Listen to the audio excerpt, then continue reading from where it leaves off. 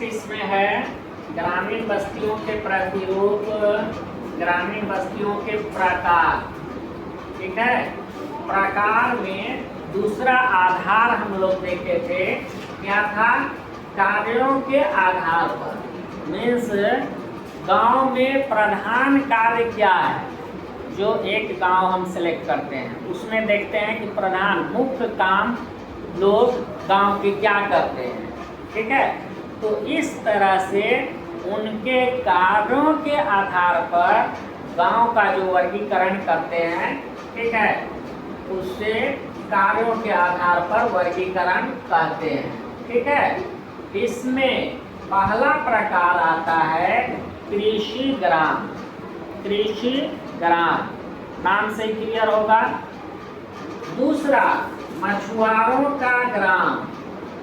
तीसरा लकड़हारों के ग्राम। ठीक है, चौथा पशुपालक ग्राम। ठीक है, कार्यों के आधार पर गांव को मुख्य रूप से 4 प्रकारों में रखा जाता है। ठीक है, 4 प्रकारों में बांटा जाता है। पहला कृषि ग्राम, दूसरा मछुआरों के ग्राम, तीसरा लकड़हारों के ग्राम, चौथा पशुपालक ग्राम। याद रहेगा?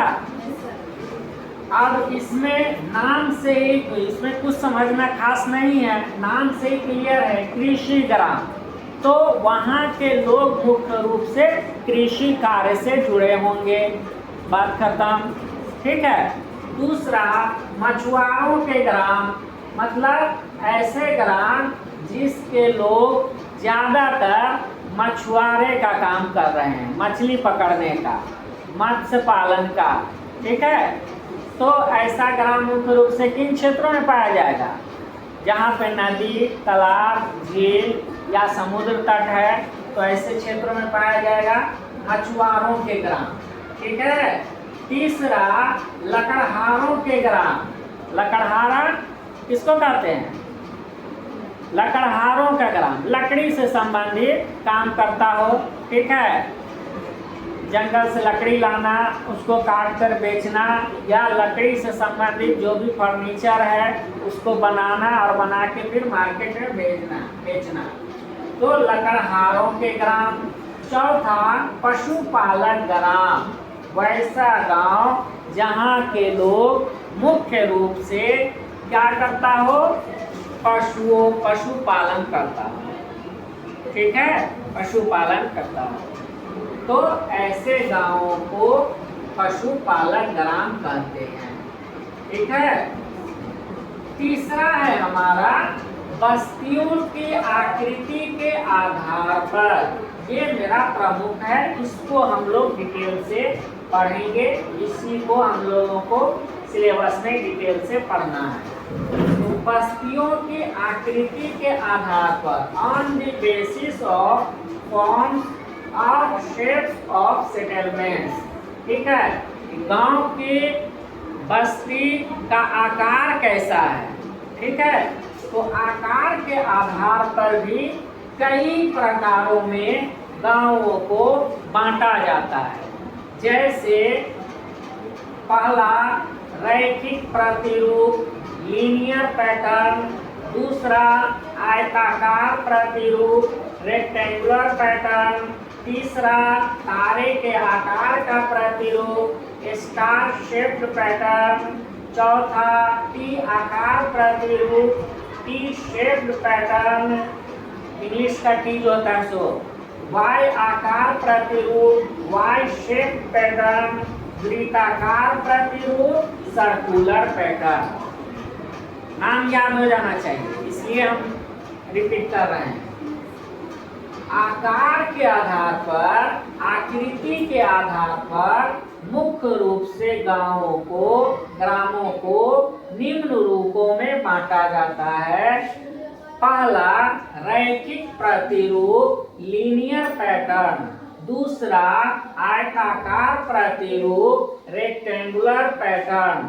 तीसरा तारे के आकार का प्रतिरूप, स्टार शेप्ड पैटर्न। चौथा टी आकार प्रतिरूप, टी शेप पैटर्न। पांचवा वाई आकार प्रतिरूप वाई शेप पैटर्न।